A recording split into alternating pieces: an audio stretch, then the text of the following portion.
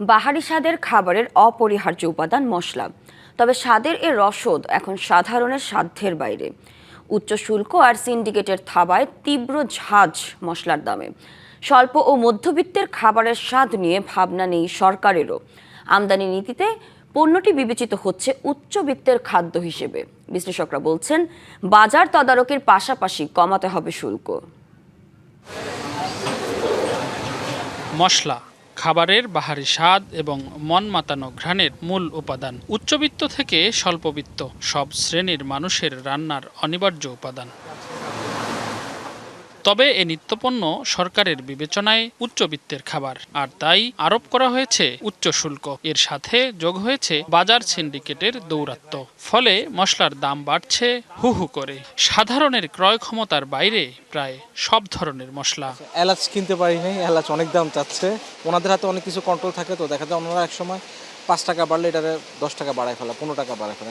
এত বেশি দাম হয়ে গেছে যে আমাদের মধ্যবিত্ত পরিবারের পক্ষে এগুলো কেনা খুবই টাফ। যেখানে আমার 200 গ্রাম 250 গ্রাম লাগতো, সেখানে আমাকে এখন 100 গ্রাম বা 150 গ্রাম কিনতে হচ্ছে। টাকায় হচ্ছে না, কি করব। যদিও আসন্ন ঈদ ঘিরে দাম খুব একটা বাড়েনি বলে দাবি বিক্রেতাদের, তবে আগে থেকেই দাম বেশি হওয়ায় কমেছে বিক্রি।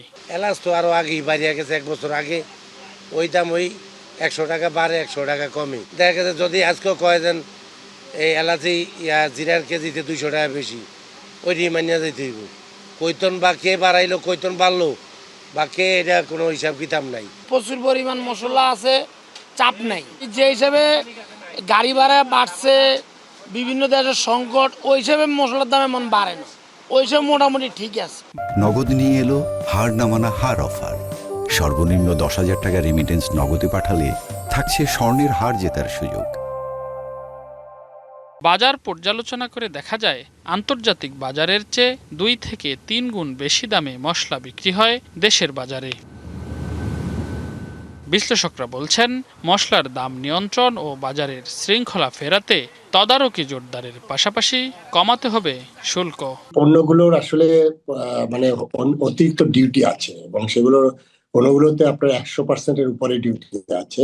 আমাদের যে ব্যবসায়ীরা সাধারণত অনেক ক্ষেত্রে যেটা করে, অনিয়ন্ত্রিত ভাবে দাম বাড়িয়ে দেয়। সরকারকে আসলে তাদের সাথে বসে এই জায়গাটা শৃঙ্খলা ফিরিয়ে আনতে হবে, আর না হলে যেটা হচ্ছে যে ভোক্তাদের পক্ষ থেকে আসলে ভোক্তারা প্রতারিত হচ্ছে। বাজারে মশলার মজুদের কোনো ঘাটতি নেই, তবুও দাম আরও লাগামহীন হলে তা হবে সিন্ডিকেটের কারণে, এমনটাই বলছেন খুচরা ব্যবসায়ীরা। রেদওয়ানুল হক, ডিবিসি নিউজ, ঢাকা।